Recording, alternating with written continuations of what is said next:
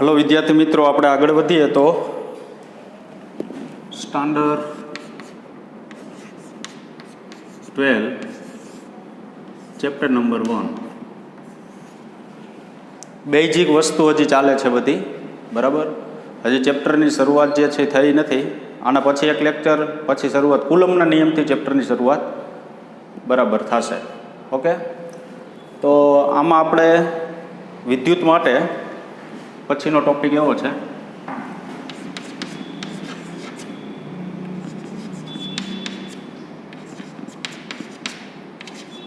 સુવાહક અને અવાહક. હવે આપણે આ બે શબ્દથી તો બધા વિદ્યાર્થીઓ લગભગ વાકેફ છે જ, ખબર જ છે કે આ બે શબ્દ શું કહેવા માગે છે તે. તો બે શબ્દ શું કહેવા માગે તો કે સુવાહક એને કહેવાય કે એમાંથી વિદ્યુત પ્રવાહ પસાર થઈ શકતો હોય એવી બધી વસ્તુને સુવાહક કહેવાય. કોઈ પણ ધાતુ છે, માનવ શરીર છે, પછી કહેવું હોય તો પૃથ્વી છે, અન્ય કોઈ એલ્યુમિનિયમ છે, કોપર છે, આવી બધી ધાતુ. અવાહક કોને કહેવાય તો કે લાકડું છે, પ્લાસ્ટિક છે, રેશમ એટલે તો કોઈ પ્લાસ્ટિકની દોરી છે, આવી બધી વસ્તુ જે છે ને એ શું કહેવામાં આવે? અવાહક. કે એમાંથી કોઈ પણ પ્રકારનો વિદ્યુત ભાર છે એ કોઈ પણ પ્રકારનો પસાર થતો નથી. તો બે અહીંયા થોડાક ઉદાહરણ આપેલા છે. પહેલાં આપણે સમજી લઈએ, પછી લીથા પ્રમાણે કહી દઉં શું કહેવા માગે છે એ. ઉદાહરણ એક એવું આપેલું છે કે તમારી પાસે કોઈ એક વિદ્યુત પ્રવાધારિત પદાર્થ છે અને તમે એક ધાતુનો સળિયો હાથમાં પકડી રાખ્યો. હવે હાથમાં પકડેલો જે ધાતુનો સળિયો છે, ધારો કે આ ધાતુનો સળિયો છે, આ વિદ્યુત પ્રવાધારિત કોઈ પદાર્થ છે, એને હું આમ અડાડું એટલે ખરેખર આ ધાતુનો સળિયો છે ને એ વિદ્યુત ભારિત થવો જોઈએ, પરંતુ નથી થતો. શું કામ નથી થતો તો કે ધાતુનો સળિયો છે એ પોતે વાહક તો છે જ, પરંતુ હું પોતે જ વાહક છું. એટલે બધો જે વિદ્યુત ભાર છે એ ડાયરેક્ટ ક્યાં ઉતરી જાય? જમીનમાં ઉતરી જાય. પરંતુ બીજો એક કિસ્સો એવો વિચારીએ કે ધારો કે ઇનઈ ધાતુનો જે ટુકડો છે એની સાથે કોઈ પ્લાસ્ટિકનું હેન્ડલ અથવા લાકડાનું હેન્ડલ જોડી દઈએ. તો પ્લાસ્ટિકનું અથવા લાકડાનું હેન્ડલ જોડી દઈએ તમે તો શું થાય? તો કે ધારો કે પ્લાસ્ટિકનું હેન્ડલ જોડી દીધું. હવે હેન્ડલ જોડ્યા પછી શું થાય? તો કે ત્યાંથી વિદ્યુતભાર છે એ આગળ જશે નહીં. ખાલી તમે આમ સળિયો અને આ કોઈ વ્યક્તિ હાથમાં પકડી રાખે તો બધો વિદ્યુતભાર જમીનમાં જતો રહે, પરંતુ અહીંયા પ્લાસ્ટિકનું હેન્ડલ બનાવવામાં આવે, પ્લાસ્ટિક હેન્ડલ. તો હવે અહીંથી વિદ્યુતભાર જે છે પ્લાસ્ટિકમાં જશે નહીં, તો ત્યાંથી રોકાઈ જાય તો આમાં બધો વિદ્યુતભાર જમા થઈ શકે. બરાબર. આ પ્રકારની આખી ગોઠવણી છે. ગોઠવણી અંદર પહેલું ઉદાહરણ આપણે કંઈક એવું આપેલું છે. તો કે પહેલું ઉદાહરણ શું આપેલું છે? તો કે આપણે એક તાંબાનો તાર આપેલો છે, બરૂની ગોળી અને પ્લાસ્ટિકનો સળિયો. ધારો કે આપણી પાસે એક તાંબાનો તાર છે, અહીંયા બરૂની ગોળી છે વિદ્યુત ભારિત થઈ શકે, અને અહીંયા પ્લાસ્ટિકનો સળિયો કે ઋણ વિદ્યુત ભાર ધરાવે છે.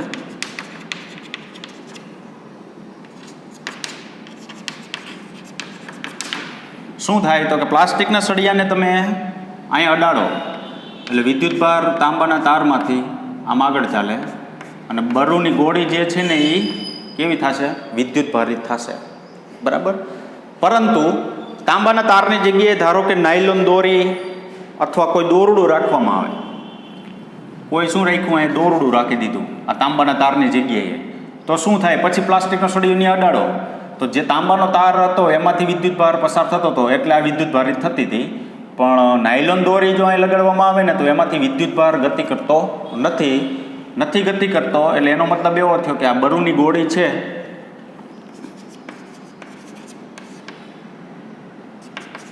એ વિદ્યુત ભારિત થશે નહીં. બરાબર. આ એક બાબત ખાસ ધ્યાનમાં રાખવાની છે. તો શું કીધું તમને? તો કે આ સુવાહક ને અવાહક કન્સેપ્ટ કેવો હોય તો કહેવાય શું? તો કે જેમાંથી વિદ્યુત પ્રવાહ અથવા વિદ્યુત ભાર ગતિ કરી શકે તેવા પદાર્થને સુવાહક કહેવાય, અને જેમાંથી પસાર ન કરી શકે તેવા પદાર્થને શું કહેવાય? અવાહક કહેવાય. વાહક અને સુવાહક માટે ઉદાહરણ આપણે આપેલા છે. વાહક માટે ઉદાહરણ છે ધાતુઓ, માનવ તથા પ્રાણી શરીર. ધાતુઓ, માનવ, પ્રાણી શરીર અને પૃથ્વી. હજી ઘણા બધા આવે પણ આપના એટલા નામ આપેલા છે. અવાહક માટે આપણે ઉદાહરણ આપેલા છે કાચ, પોર્સેલિન, પ્લાસ્ટિક, નાયલોન, લાકડું. કાચ, પોર્સેલિન, નાયલોન, પ્લાસ્ટિક, લાકડું. ઉદાહરણ ખાસ ધ્યાનમાં રાખવાના છે. આમ તો તમારે લગભગ 9 કે 10મા ધોરણમાં વાહક સુવાહક તો આવી ગયું છે, અથવા કેમેસ્ટ્રીમાં વાહક સુવાહક આવી ગયું હોય, બરાબર. આ બધી વસ્તુ એવી છે, એક પૃથ્વી ઓતન છે ને વાહક છે, ધ્યાનમાં રાખજો ખાસ. એટલે જ આપણે પૃથ્વીની અંદર શું ઉતારીએ છીએ? અર્થિંગ ઉતારીએ છીએ, બરાબર. પૃથ્વી છે ને એ કેવો છે? વાહક પદાર્થ છે, એટલે એની અંદર આપણે અર્થિંગ ઉતારી શકીએ છીએ. આગળ જઈએ. જ્યારે કોઈ વિદ્યુતભાર સ્થાનાંતરિત થઈ વાહક પર જાય ત્યારે સમગ્ર સપાટી ઉપર વિતરિત થઈ જાય છે, અને અવાહક પર જાય ત્યારે તેના તે સ્થાને જ રહે છે. ધારો કે બરુની ગોળી છે, વિદ્યુતભાર તાંબાના તારમાંથી આવ્યો. જો બરુની ગોળી વાહક હોય, વાહક જ છે, બરુની ગોળી વાહક હોય તો બધો વિદ્યુતભાર છે ને એ આખા બરુની ગોળીમાં વિતરિત થઈ જાય. ધારો કે આમ બરુની ગોળી હોય તો આ બધી જગ્યાએ આમ શું થઈ જાય? વિતરિત થઈ જાય, બરાબર. પણ અવાહક હોય તો તેના તે સ્થાને રહે, આગળ વધતા નથી, એ એવું કહેવા માગે છે, બરાબર. અવાહક હોય તો તેના તે સ્થાને રહેશે, ત્યાંથી આગળ વધતા નથી. નાયલોન કે પ્લાસ્ટિકના કાંચકા વડે સૂકાવાળને ઓળતા અથવા ઘસતા કારણે તેઓ વિદ્યુતભારિત થાય છે, પણ ચમચી જેવા ધાતુનો પદાર્થ વિદ્યુતભારિત થતો નથી. ધાતુ પરનો વિદ્યુતભાર આપણા શરીર મારફતે જમીનમાં જતો રહે છે, કારણ કે બંને વિદ્યુતના સુવાહક છે. કોઈ દત્તીઓ લ્યો, દાંતીઓ વાળ ઓરવા માટે, એ સૂકા વાળમાં તમે આમ કરો, જુઓ આમ, પછી એની સાથે કોઈ કાગળનો ટુકડો તમે લગાડો ને તો એની સાથે ચોંટી જશે, જુઓ. શું કામે? તો કે એ છે ને વિદ્યુતભારિત થઈ ગયો દાંતીઓ. પરંતુ ચમચી તમે લ્યો, એ ધાતુ થઈ, તમે આમ કરશો, પછી કાગળનો ટુકડો એની સાથે લગાડશો ને તો ચોંટશે નહીં. શું કામ ન ચોંટે? સુવાહક છે, તો એ શું કામ નથી ચોંટતું? તો કે જે વ્યક્તિ હાથમાં લે, ચમચી આમ માથામાં આમ ફેરવે છે, બરાબર, ચમચીમાં વિદ્યુતભાર તો પસાર થાય જ છે, પણ વિદ્યુતભાર શરીર મારફતે વ્યક્તિના ક્યાં વયો જાય છે? ડાયરેક્ટલી જમીનની અંદર જતો રહે છે. એટલે કોઈ પણ પ્રકારની અસર એમાં વાહક છે પણ અસર જોવા મળતી નથી. ઓલું અવાહક છે તો એની અંદર અસર જોવા મળે છે. આ એક ઉદાહરણ તમને સારું એવું આપેલું છે. પછી શું કીધું છે? જ્યારે વિદ્યુતભારિત પદાર્થને જમીનના સંપર્કમાં લાવતા બધો વિદ્યુતભાર જમીનમાં જતો રહે છે, તો વિદ્યુતભારની પૃથ્વી સાથેની વહેંચણીની આ પ્રક્રિયાને ગ્રાઉન્ડિંગ અથવા અર્થિંગ કહે છે. ગ્રાઉન્ડિંગ અથવા અર્થિંગ. તમને ખબર હોય તો આપણી ઘરે અર્થિંગ રાખવામાં આવે છે, બરાબર. મારામાં કોઈ પણ વિદ્યુતભાર પસાર થાય એટલે બધો વિદ્યુતભાર ક્યાં જતો રહે? જમીનમાં, બરાબર. તો જમીનમાં જતો રહે એટલે એનો મતલબ એવો કે પૃથ્વી વાહક છે, માનવ શરીરે, માનવ અને પૃથ્વી બે વાહક છે. તો શરીર જમીનમાં જે વિદ્યુતભાર જતો રહે ને એનું નામ આપવામાં આવે છે ગ્રાઉન્ડિંગ. આપણે આગળ આવશે 12મા ધોરણની અંદર અમુક ચેપ્ટરમાં કે અહીંથી આ છેડો ગ્રાઉન્ડ કરેલો છે એવો શબ્દ વાપરેલો હોય. એટલે એ ગ્રાઉન્ડ કરેલો શબ્દ જે છે ને એ શું કહેવા માગે છે? તો કે ત્યાંથી વધારાનો વિદ્યુતભાર છે એ બધો અંદર જતો રહે. અથવા બીજી નામથી આપણે આ નામથી ઓળખી જ છે, શું? અર્થિંગ, બરાબર.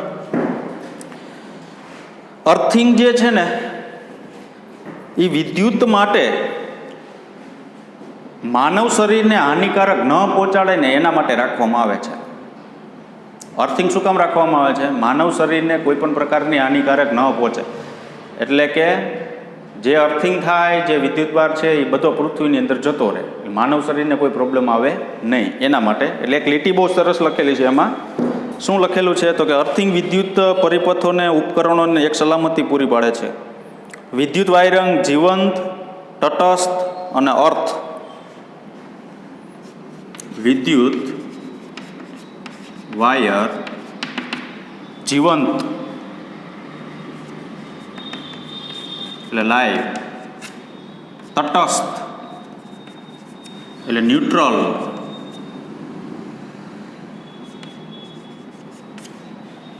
અને છેલ્લું આપેલું છે આપણે શું? અર્થ એટલે અર્થિંગ.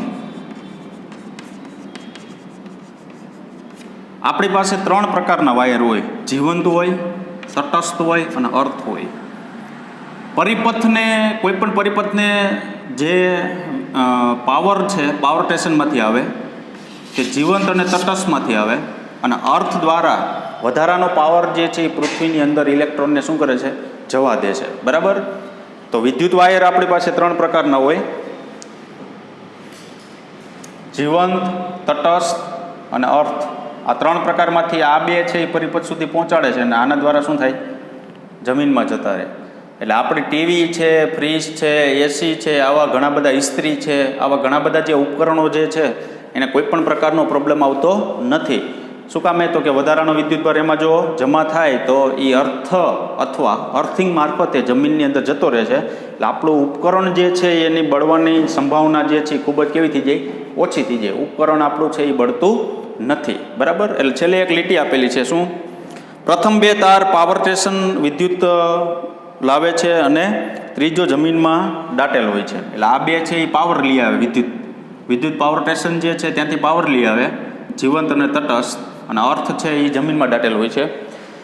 ઇસ્ત્રી છે, રેફ્રિજરેટર, ટીવી જેવા ઉપકરણો ધાતુના આવરણને અર્થ કરેલ તાર સાથે જોડાયેલ હોય છે. જ્યારે ખામી સર્જાય અથવા જીવંત તાર ધાતુના આવરણને ત્યારે વિદ્યુતભાર નુકસાન કર્યા સિવાય માનવને હાનિ પહોંચાડ્યા સિવાય જમીનમાં જતા રહે છે. એટલે જ કીધું ને કે અર્થિંગ રાખવો એ ફરજિયાત છે. અર્થિંગ રાખવો એટલે એક પ્રકારનું આપણા માટેનું, માનવ શરીર માટેનું પ્રોટેક્શન થયું. બરાબર. કે વધારાનો વિદ્યુતભાર છે, આવા બધા ઉપકરણો જે છે એને કોઈ પણ પ્રકારની નુકસાની ન થાય, અને સહેલાઈથી બધા વિદ્યુતભાર જે છે ક્યાં જતા રહેશે? જમીનની અંદર જતા રહેશે, વધારાના જે વિદ્યુતભાર છે તે. બરાબર. હવે આવે છે એના પછીનો ટોપિક છે વિદ્યુત ભારનું પ્રેરણ સમજાવો.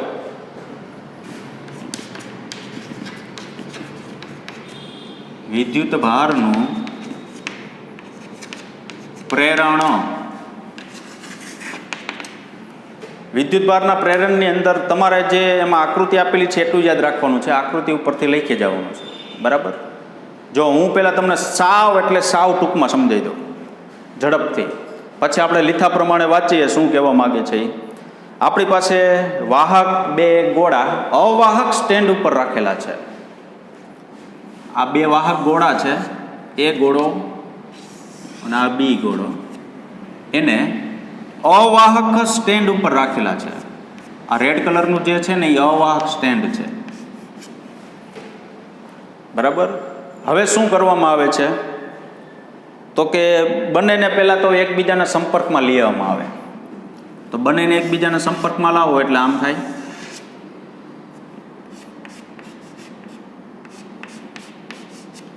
એ અને બી સંપર્કમાં લાવ્યા બાદ પછી શું કરવામાં આવે છે તો કે બાજુમાં એક કાચનો સળિયો લેવામાં આવે છે.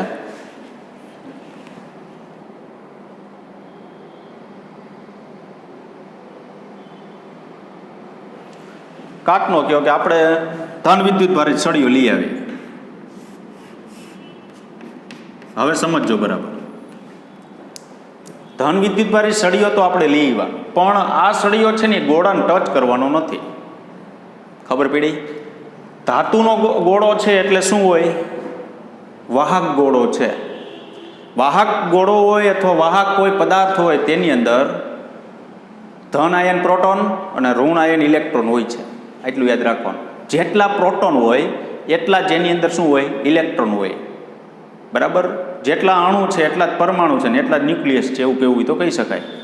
ધારો કે આ 2 સરખા ગોળા છે, તો આ ગોળાની અંદર 100 ઇલેક્ટ્રોન 100 પ્રોટોન, તો આની અંદર 100 ઇલેક્ટ્રોન 100 પ્રોટોન, ટોટલ 200 ઇલેક્ટ્રોન 200 શું થાય? પ્રોટોન. ધન વિદ્યુતભારિત સળિયાને એ ગોળાની નજીક લઈ આવવા, ટચ કરવાનું નથી. નજીક લઈ આવો એટલે શું થાય તો કે આની અંદર વાહકની અંદર રહેલા જે ઇલેક્ટ્રોન છે એટલે કે ઋણ વિદ્યુતભાર, તે ધન વિદ્યુતભાર તરફ એનું આકર્ષણ થાય.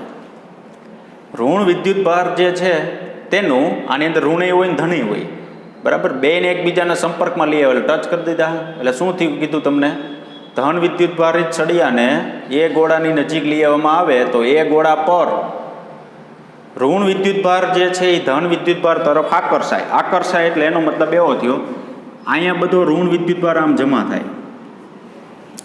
જેટલો ઋણ વિદ્યુતભાર અહીંયા જમા થાય તો આની અંદર પાછું ધન વિદ્યુતભાર એ હોય કે ન હોય? જો સમજો બરાબર.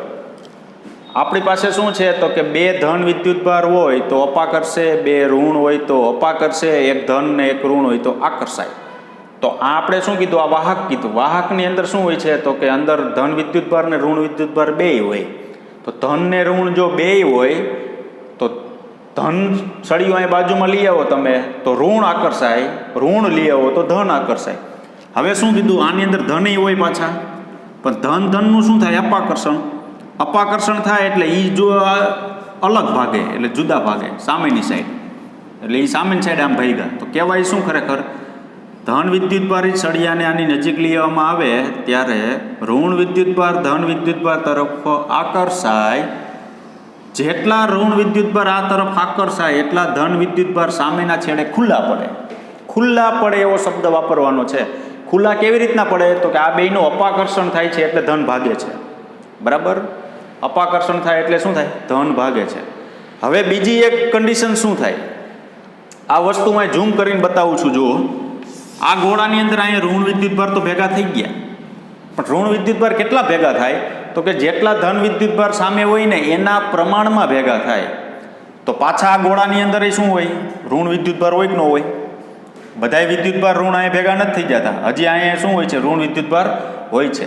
તો એ ઋણ વિદ્યુતભારનું શું થાય? તો કે આ માઇનસ જે છે ને ઋણ વિદ્યુતભાર એવા હજી અહીંયા ઓતન હોય. આમ એ આ તરફ નથી આવતા. શું કામે? તો કે અંદર રહેલા જે ઋણ વિદ્યુતભાર છે ને એના અપાકર્ષણને કારણે એ આમ ભાગે. બરાબર? બાજુમાં બીજો ગોળો જે છે એમાં ધન વિદ્યુતભાર તો અહીંયા હતા જ, પણ અહીંયા રહેલા ધન વિદ્યુતભાર છે એના અપાકર્ષણને કારણે આમ ભાગે. આ બેયનું પાછું આકર્ષણ થાય. સમજાણું? બરાબર? શું કીધું? આખી કન્ડિશન શું છે તો કે જે ધન વિદ્યુતભારિત સળિયો વાહક ગોળાની નજીક લેવામાં આવે ત્યારે ઋણ એના તરફ આકર્ષાય. જેટલા ઋણ આકર્ષાય એટલો ધન સામે ખુલ્લો પડે, પણ બધાય ઋણ આકર્ષાતા નથી. તો અમુક ઋણ જે છે આના તરફ શું થાય? આકર્ષાય. બરાબર? તો અમુક ઋણ જે છે એના તરફ આકર્ષાય. તો આકર્ષાય એટલે આ અમુક ઋણ આકર્ષાય તો બીજા ઋણ વિધેયનું શું થાય? તો કે આની સાથેનું અપાકર્ષણ થાય એટલે અહીંયા જમા થાય. આમાંય ધન વિદ્યુતભાર હોય એના સાથે અપાકર્ષણ એટલે અહીંયા જમા થાય એટલે અહીંયા બધી અહીંયા ઋણ થઈ જાય ને અહીંયા બધી શું થઈ જાય? ધન થઈ જાય. બરાબર? એના પછીની કન્ડિશન શું છે? તો કે એના પછીની કન્ડિશન કંઈક આવી આપેલી છે કે હવે સળિયો જે છે ને દૂર લઈ જવામાં આવે. સળિયાને શું લઈ જવામાં આવે? દૂર. એટલે કે ગોળા પહેલાં દૂર લઈ જઈએ આપણે થોડાક. એટલે અહીંયા તો ધન રહેશે જ, અહીંયા શું રહેશે? ઋણ રહેશે. આ સળિયો એમનેમ છે. બરાબર? હવે સળિયો ખેંચી લેવામાં આવે. દૂર ને દૂર એમનેમ છે, સળિયો ખેંચી લેવામાં. અહીંયા પ્લસ એમનેમ, અહીંયા માઇનસ એમનેમ. શું કામ પ્લસ એમનેમ ને માઇનસ એમનેમ?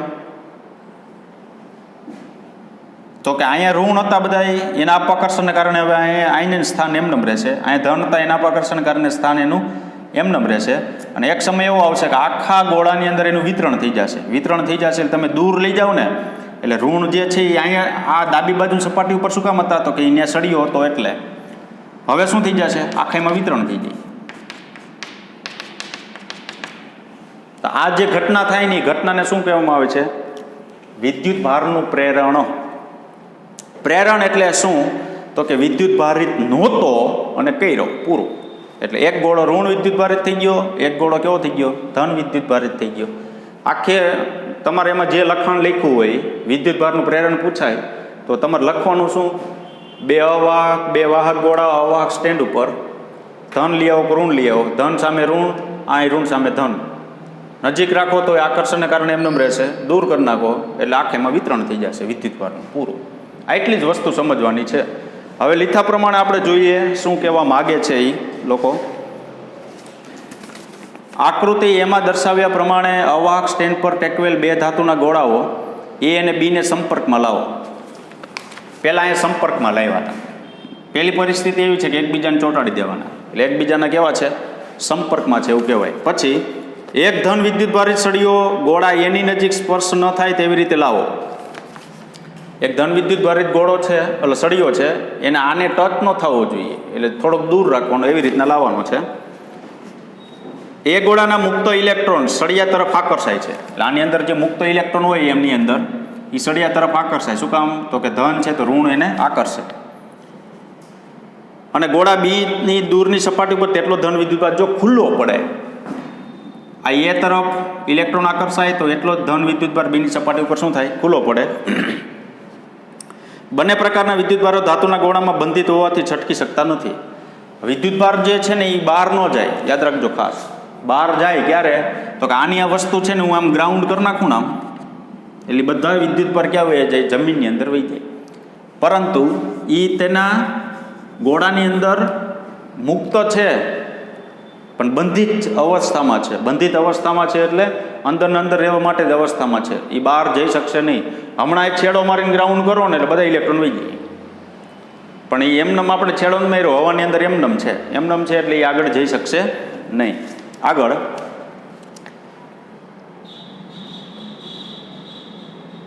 આકૃતિ બીની ડાબી સપાટી ઉપર બધા ઋણ વિદ્યુતભાર એકઠા થતા નથી. એની ડાબી સપાટી પર ઋણ વિદ્યુતભાર જમા થતા શરૂઆત થાય ત્યારે અંદર રહેલા બીજા ઇલેક્ટ્રોન જમા થયેલા ઇલેક્ટ્રોનથી અપાકર્ષાય. થોડા સમયમાં સળિયાના અપાકર્ષણના બળની અસર અને જમા થયેલી વિદ્યુતભારોને લીધે અપાકર્ષણ બળની અસર હેઠળ સંતુલન રચાય છે, જે આકૃતિ બીમાં જેને કહેવામાં વિદ્યુતભારનું પ્રેરણ.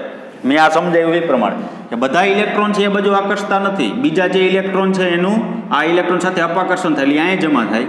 ધન વિદ્યુતભાર બીજા હોય એનું અપાકર્ષણ થાય એટલે એ બધા અહીંયા જમા થાય. બરાબર? આ જે ઘટના બને ને એને શું કહેવામાં આવે છે? વિદ્યુતભારનું પ્રેરણ એવું કહેવામાં આવે છે. આગળ વધીએ. આકૃતિ સીમા દર્શાવ્યા મુજબ એ ગોળાની નજીક કાચના સળિયાને રાખી ગોળાઓને થોડા અંતરે અલગ કરો. બંને ગોળાને વિજાતીય વિદ્યુતભારિત થઈ જાય છે અને એકબીજાને આકર્ષે છે. આકૃતિમાં દર્શન પહેલાં ભેગા રાખવાનું, પછી જુદા કરો એટલે શું થઈ જાય? એક ધન થાય, એક ઋણ થાય એટલે વિજાતીય થયું. હવે બે ગોળાને બાજુમાં રાખો તો બે એકબીજાનું શું થાય? આકર્ષણ થાય. શું કામે? તો કે પહેલાં અહીંયા ધન ઋણ બે હતા, અહીં બે જુદા પડ્યા. આ જુદા પડવાની જે પ્રક્રિયા છે એને કહેવામાં આવે છે વિદ્યુતભારનું પ્રેરણ કહેવામાં આવે છે. હવે સળિયાને દૂર કરો. આકૃતિ ડી મુજબ ગોળા પરના વિદ્યુતભાર પુનઃ ગોઠવણી પામે છે. હવે ગોળાઓને સારા એવા દૂર કરો, વિદ્યુતભારો તેમની સપાટી પર નિયમિત રીતે વિતરિત થઈ જાય. વધારે દૂર કરો એમ કે છે. અહીંયા નજીક આકર્ષણના કારણે બરાબર વિતરણ ન થાય. વધારે દૂર કરો એટલે આખા અંદર રહેલા વિદ્યુતભાર જે છે ઋણ ને ધન એ સમગ્ર સપાટી ઉપર શું થઈ જાય? વિતરિત થઈ જાય. પછી શું કીધું? ધન વિદ્યુતભારિત કાચનો સળિયો તેના કોઈ વિદ્યુતભાર ગુમાવતો નથી, જે સંપર્ક દ્વારા વિદ્યુતભારિત કરવાની ક્રિયા કરતાં અલગ છે. જો આ બધી પરિસ્થિતિમાં આપણે શું કર્યું તો કે અહીંયા જે ધાતુનો સળિયો હતો એની સાથે બરુની ગોળી જોડેલી હતી. બરાબર? એટલે એવું બને કે તમે અહીંયા બે ઇલેક્ટ્રોન મોકલો ને તો બે ઇલેક્ટ્રોન આની અંદર ઘૂસી જાય, આમાં કોઈ પણ પ્રકારના વિદ્યુતભાર વધે નહીં. અહીંયા એવું નથી. શું કામ? તો કે સળિયો જે છે ને એ કોઈ પણ પ્રકારનો વિદ્યુતભાર ગુમાવશે નહીં. એ ખાલી કામમાં એટલો જ આવ્યો કે આની અંદર ચાયણો માર્યો, ઇલેક્ટ્રોનને ખેંચી લીધા ખાલી, બસ, બાકી કાંઈ કર્યું નથી. એટલે આનો વિદ્યુતભાર જે છે ને એ કેવો રહેશે? એમનેમ રહેશે. એ કોઈ પણ પ્રકારનો વિદ્યુતભાર ગુમાવશે નહીં. આગળ બળનું માન વિદ્યુતભારો વચ્ચેના અંતર પર આધારિત છે અને આ કિસ્સામાં આકર્ષણ અપાકર્ષણ બળ કરતાં વધુ છે. પરિણામે કાગળના ટુકડા કે બરુની ગોળી જેવા પદાર્થો હલકા હોવાથી સળિયા તરફ ખેંચાય છે. એવું કીધું કે આકર્ષણ અપાકર્ષણ કરતાં આકર્ષી બળ આમાં વધુ હોય છે. બરાબર? જે રીતના આપણે ગુરુત્વાકર્ષણ માટે ન્યૂટનનો જે નિયમ ભણ્યા હતા તે માટે કે અપાકર્ષણ કરતાં આકર્ષી બળ જે છે એ ત્યાં તો અપાકર્ષણ હોતું નથી, ખાલી આકર્ષી બળ જ હોય છે. અહીંયા બે પ્રકારનું હોય છે, પણ અહીંયા જે આકર્ષી બળ જે છે ને એ સૌથી વધુ હોય છે. તો હવે હલકા પદાર્થ છે, કાગળનો ટુકડો છે, બરુની ગોળી છે, તમે આમ દૂર રાખો ને તો એના તરફ એ આકર્ષાઈને એના તરફ જતો રહેશે. બરાબર? તો આ થયું વિદ્યુતભાર માટેનું સુવાહક અને અવાહક અને વિદ્યુતભારનું પ્રેરણ. ધ્યાનમાં શું રાખવાનું છે વિદ્યુતભાર માટે? વિદ્યુતના સુવાહક અવાહકમાં તો એટલી તો આપણે ખબર હોવી જોઈએ કે સુવાહક છે તો એને કોઈ પણ પ્રકારનું વિદ્યુતભાર જે છે એમાં પસાર થઈ શકે કોઈ પણ પ્રકારનો, અને અવાહક છે એમાં કોઈ પણ પ્રકારનો વિદ્યુતભાર છે એ પસાર થઈ શકતો નથી. વાહક અને સુવાહક માટેના ઉદાહરણો આપેલા છે: ધાતુઓ, માનવ પ્રાણી શરીર અને પૃથ્વી. ગ્રાઉન્ડિંગ અને આ પ્રકારના વાયર. બરાબર? એટલું જ આ પ્રશ્ન યાદ રાખવાનું. અને આની અંદર શું પહેલાં બે ભેગા પહેલાં બે જુદા હતા, પછી બે ભેગા કર્યા, પછી આમ કર્યું એટલે આ ખેંચાણા, આ ખુલ્લો પડ્યો. આપણે એવો શબ્દ જ વાપરશું બધી જગ્યાએ, જેટલા ઋણ વિદ્યુતભાર અહીંયા ભેગા જમા થાય એટલા સામે ધન વિદ્યુતભાર ખુલ્લા પડે, આવો શબ્દ વાપરવાનો છે. જેટલા ધન વિદ્યુતભાર અહીંયા ભેગા ઋણ વિદ્યુતભાર ભેગા થાય એટલા સામે ધન વિદ્યુતભાર ખુલ્લા પડે. તો ધન છે એના તરફ આકર્ષાય, જુદા પાડી દો, પછી બધાનું વિતરણ જે છે એ આખા સમગ્ર ગોળાની અંદર થઈ જાય છે. વિદ્યુતભારનું પ્રેરણ જે છે એ એક રીતે નથી થતું, અલગ અલગ રીતે ઘણી રીતે થાય છે. બરાબર, આપને કોઈ એક જ ઉદાહરણ અહીંયા આપેલું છે. એવું બને વિદ્યુતભારનું પ્રેરણ કે બે ગોળાઓ છે આપણી પાસે, ઉદાહરણ આપું.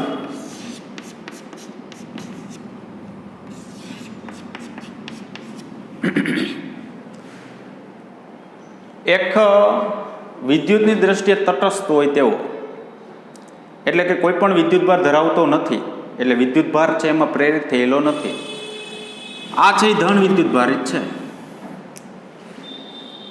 બરાબર, હવે શું થાય ધન વિદ્યુતભારિત હોય તો આને બેને એકબીજાને સંપર્કમાં લાવો. સંપર્કમાં લાવો હોય ને એટલે શું થાય તો કે ઋણ વિદ્યુતભાર એના તરફ ખેંચાઈ જાય. ખેંચાઈ ગયા પછી અહીંયા જેટલા ઋણ હોય એટલા અહીંયા પાછા ઋણ છૂટા પડે. આ ધન અહીંયા ગોઠવાઈ ગયા હોય આમ, તો સામે ધન એટલા છૂટા પડે.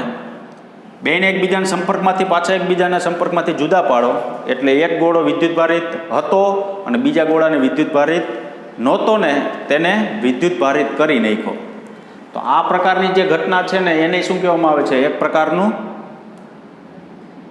વિદ્યુતભારનું પ્રેરણ કહેવામાં આવે છે. ખ્યાલ આવ્યો કે નહીં?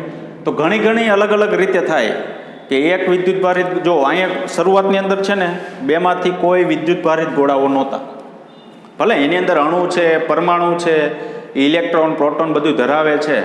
વિદ્યુતભારિત કોને કહેવાય તો કે કા એમાં ખાલી ધન વિદ્યુતભાર હોવો જોઈએ, કા એમાં ખાલી ઋણ વિદ્યુતભાર હોવો જોઈએ, એને વિદ્યુતભારિત કહેવાય. ધન ને ઋણ બે છે, તો ધન ને ઋણ બે હોય તો એ વિદ્યુતની દ્રષ્ટિએ કેવો કહેવાય?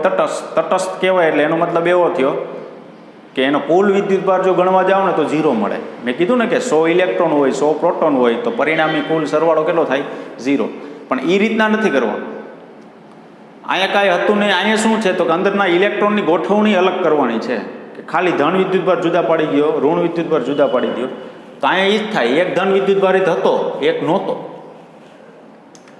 ધન વિદ્યુતભાર જે છે ને એને આની નજીક લઈ ગયા સંપર્કમાં, એટલે શું થયું તો કે એક બાજુ બધા ધન ભેગા થઈ ગયા, એક બાજુ બધા ઋણ ભેગા થઈ ગયા. પછી બેને જુદા પાડી દો.